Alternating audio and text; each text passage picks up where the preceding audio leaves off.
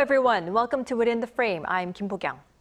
North Korea's tough remarks and provocations continue, with the regime test firing a new surface-to-sea missile even quite recently.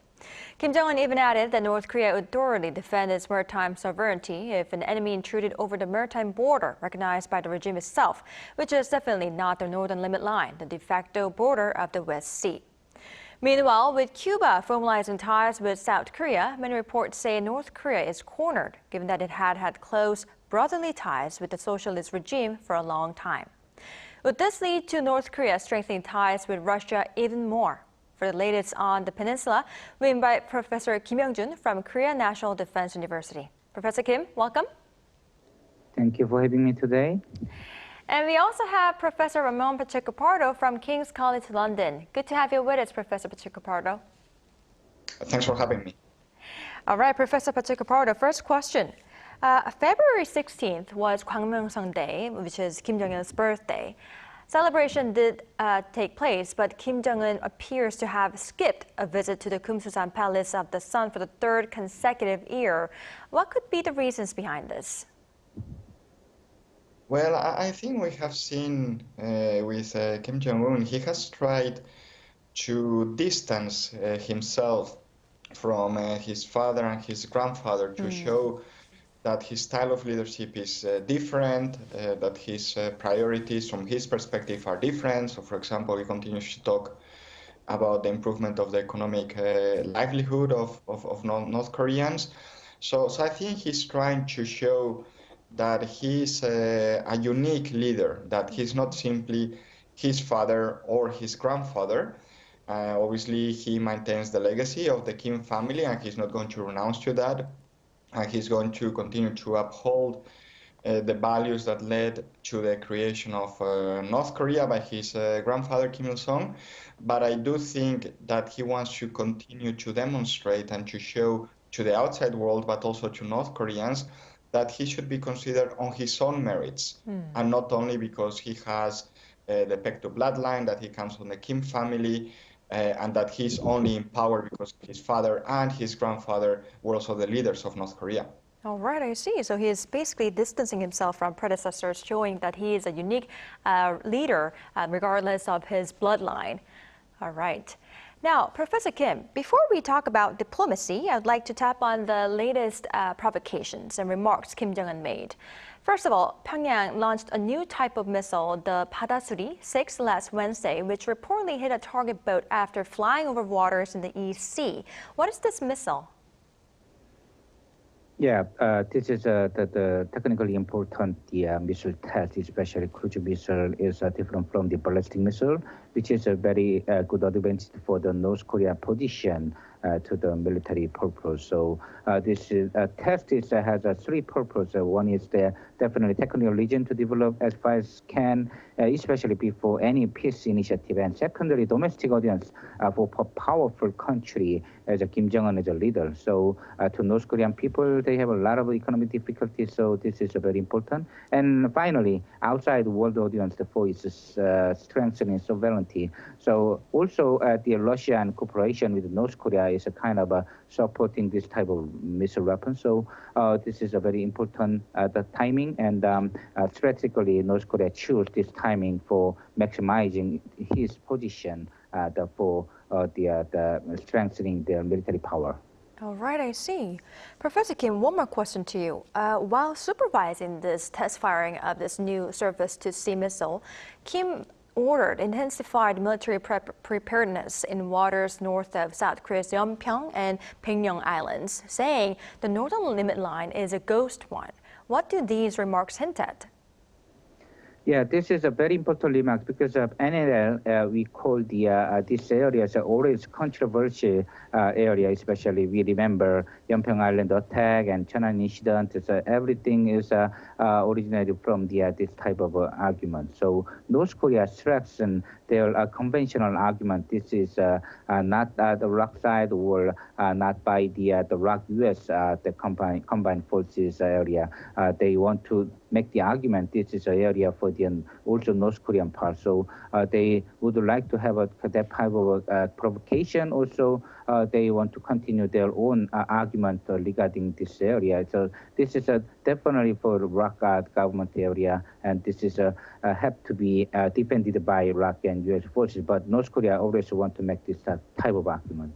All right. Well, Professor Kim, in that case, it seems like North Korea is basically ignoring this NLL, and instead of that, it is saying that it has its own maritime border recognized by its own. But what maritime border is it suggesting then? Yes, this maritime border, and North Korea make the argument that this is their own definition, not international standard or agreement based on the armies talk. So this is definitely area the Iraq and the U.S. forces always defended the historical matter. So North Korea argument is just by their own argument, their own logic. So this is not accepted by international standard or any type of historical case. So North Korea argument is not special, but anyway, North Korea, Kim Jongun make the argument because of their kind of possible provocation and also psychological warfare against the international and South Korean audience. All right, I see. Well, Professor Pacheco Pardo, now given that North Korea mentioned that the regime would regard intrusion across its maritime border as an encroachment on its sovereignty, should we expect military clashes in the near future to take place near the 5 West Sea islands? Unfortunately, this could happen. I wouldn't say that there's an expectation that it will happen, but we have seen clashes in the past, in the late 1990s, early 2000s, 2010. So we have seen clashes in the past, and usually, if not always, it has been the North Korean side that has actually initiated these clashes, for example, by not respecting the NLL that both of you were mentioning, that de facto has been the maritime border between South and North for decades now. And we have seen how North Korea has been increasing its rhetorical attacks on the Yoon government, including the president himself, on South Korea. And we have seen also how there has been an increase in the number of missile tests, also have been satellite tests. So North Korea has clearly been behaving in a way that is counterproductive to good relations between the two Koreas or between South Korea and the US. So if we consider this, I wouldn't be surprised if at some point in time in the coming weeks or months, North Korea decides that it wants to have or provoke a clash with South Korea in the West Sea, especially because we do have parliamentary elections, National Assembly elections coming up in South Korea, and presidential elections coming up in the US in the coming months. And we do know that when there are elections coming up, especially presidential elections in the US, North Korea is keen to increase tensions with South Korea, with the US, and with other countries. All right, so provocations near this area would not be surprising. All right, well, Professor Kim, shifting our gears to diplomacy now. South Korea rebuilt former diplomatic relations with Cuba recently after secretive, steadfast efforts over several decades. Now, as North Korea had been enjoying brotherly ties with Cuba, many say it would have been a serious shock to the regime. How would Pyongyang have seen this? Yeah, this is a kind of a diplomatic victory for South Korea because historically Cuba has been always the number one friend of North Korea, and this is a traditional communist country. Before Obama, the normalization is relation with the U.S. Cuba has always been isolated country and owned by and governed by communist regime. But this is the Rock government, the diplomacy expanding their own territory, not just the like-minded country, but also diversity. So Cuba, with the diplomacy normalization, is a very big victory, especially in diplomatic way. And North Korea feels like kind of isolation because they always go back to their old friend like China and Russia, but not beyond their own old partnership like communist countries. So this is a very important moment, and this is a kind of a achievement by the Rock government as a global people state. All right, I see. Now, Professor Pacheco Pardo, so in response to South Korea's such diplomatic victory, as our Professor Kim pointed out, North Korea's Kim Young-jun suggested the possibility of improving ties with Japan. And since Kishida, too, is in dire need of some kind of event to raise his support, how do you see the possibility of a Kishida-Kim summit in near future? Well, you can never say never with North Korea, but it should be noted that Japan has been raising the possibility of a summit for years now. The late Prime Minister Abe, for example, he also raised the possibility of a summit. This is not the first time that Prime Minister Kishida also raises this possibility. Now, what has changed, though, is that it is true that following the COVID pandemic, North Korea's economic situation has deteriorated further, not only because of the sanctions imposed on the regime and especially the mismanagement of the Kim regime of the country's economy, but also because of the aftermath of the COVID-19 pandemic. So North Korea may feel that it can obtain economic benefits from a summit with Kishida. Having said that, we should bear in mind that the number one issue that Japan would like to discuss is the abduction of Japanese nationals in past decades and where the whereabouts of the abductees that were taken by North Korea.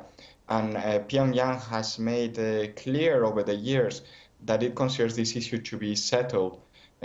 Japan doesn't accept this. So this is a fundamental difference between both of them. And also, we have mentioned how Kishida is suffering from low approval ratings in Japan. And a summit with Kim Jong-un that results in an economic transfer from Japan to North Korea probably wouldn't help him, actually. Maybe even the opposite. Many Japanese would say, why are we paying North Korea if we don't get, for example, the abductees in return, which North Korea says they don't exist anymore. They basically have passed away. So I don't think it is as easy as the two of them, Japan and North Korea, wanting to hold a summit. All right, so it could happen, but low possibility on that. All right. Now, Professor Kim, now that North Korea is even more isolated, many say the regime would feel much more, in need to strengthen its relationship with Russia and China. In what ways would North Korea do so? Yes, this is a problem. It's especially that the international sanction does not work because of China and Russia will not join any kind of additional sanction, and those Koreas enjoy this type of possibility to develop their nuclear missile, especially by strengthening their partnership with China and Russia. So this is a very big looping hole, especially in terms of the sanction regime. So North Korea seems like very happy to enjoy using this kind of opportunity to develop their nuclear missile. At the same time, Russia and North Korea military partnership is getting more strengthened. This is not just a Korean Peninsula problem. This is a global phenomenon, a security challenge against the like-minded countries based on liberal democracy and human rights. So NATO and Korea, AP4 countries have to prepare for any types of worst scenario by the North Korea-Russia military partnership. All right. Well, staying on Russia and North Korea ties, Professor Pacheco Pardo, I have this question. Recently, we just saw a report that Russia gave a car to Kim Jong-un, right? How is Russia seeing the ties between North Korea, and what is the intention behind such a gift? Well, I think at this point in time, we have the war here in Europe with Russia's invasion of Ukraine. And Russia, we know, is in need of any weapons it can get, and it's getting missiles from North Korea. I think now there is very solid evidence that this is the case. Same with artillery shells. So I do think that Russia, especially President Putin, he is trying to continue to get the support from North Korea, not only in the UN Security Council, but especially, as I mentioned, the material support from North Korea, which is one of the very few countries that is very openly siding with Russia and is transferring weapons to Russia as well. We know other countries such as Iran, for example, has also transferred drones, but North Korea seems to be the main provider of armament to the Putin regime. So I do think that Russia wants to continue to have these good relations with North Korea, and this gift is part of it, showing its appreciation to Kim Jong-un personally, because the decision to transfer the weapons comes on the head of the regime, which is Kim Jong-un. All right, so it was basically part of efforts to get material support from North Korea, I guess. I see. Now, Professor Pacheco Pardo, let's turn our eyes to human rights situation in North Korea.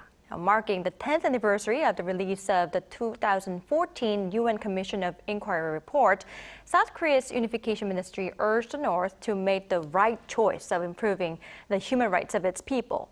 Now, first of all, what contribution did this report make? And compared to that period of time, how's the human rights situation right now? In my view, this was a landmark report because it came from the United Nations itself. It didn't come from a South Korean or an American NGO or even a European NGO, which North Korea could accuse of being biased. It came from the United Nations, of which North Korea is a member. We shouldn't forget this. But on top of that, it was very detailed. It was very well researched. There was a lot of evidence taken from multiple countries, taken from North Korean refugees, but also from multiple countries, as I said, in Asia, in Europe, in North America as well.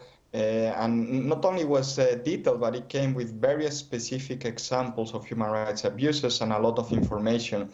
Quite a few of it was already well known, but as I said, this information came from sources that North Korea could accuse of being biased. But it cannot be said the same about this UN report. And what you said, your second question is, has this actually made a difference in terms of the North Korean human rights situation? Unfortunately, I don't think it has made a difference in the treatment of North Korean people. We do know that the labor camps continue to exist. We do even know that there has been a crackdown, for example, on the consumption of South Korean culture that is smuggled into the country. And we do know that, for example, during the COVID-19 pandemic, there was hunger in certain regions of North Korea. So unfortunately, the effect of the report hasn't been very strong on improving the livelihood of ordinary North Koreans. All right, very unfortunate to hear indeed. Now, Professor, one more question. Recently, South Korea has been touching on China's forced repatriation of North Korean defectors, saying the government needs to help them move to a country of their choice. Now, do you believe China would in any way play its role regarding this human rights situation? In my view, this is extremely unlikely in the short term, even in the midterm. I think China's policy has been really to repatriate these North Korean refugees whenever the North Korean regime asks for it. And we do see now how North Korea and China are trying to strengthen the relations, maybe not as much as North Korea and Russia. And I do think there is no incentive really right now for China to help these refugees to move to a country of their choice. So I'm a bit pessimistic in this respect. We never know in the long term, but in the short term, I think this is very unlikely. All right, unlikely for China to act on it. I see. Now, before we wrap up this show, I'd like to ask this last question to our Professor Kim. Now, when Foreign Minister Cho Tae met with the U.S. Special Envoy for North Korean human rights in Seoul, they agreed to step up efforts to enhance the North Korean human rights situation, as South Korea, the U.S. and Japan currently all serve as members of the UN Security Council. In what ways could it be done? Yeah, this is a very important timing, especially when three countries as a member of the UN Security Council at the United Nations. So North Korea human rights abuse already part of a very serious problem, and it should be helped developed, not just by denuclearization, but also by the international community support. This is not a single country, the magic solution. This is the international community support North Korea human rights abuse problem. So this is very important meeting, and this is the right moment for three countries as a UN Security Council member to support this type of solution, and not just in the short term, but for the long term in solving North Korea individual human rights condition better and better. All right, perfect timing for three countries to act on it. All right, unfortunately, now this is all the time we have for today's edition. Thank you, Professor Kim and Professor Pacheco Pardo, for your time and insights today. We really appreciate it. Thank you very much. All right, that's all for Within the Frame tonight. Thank you for watching, and goodbye.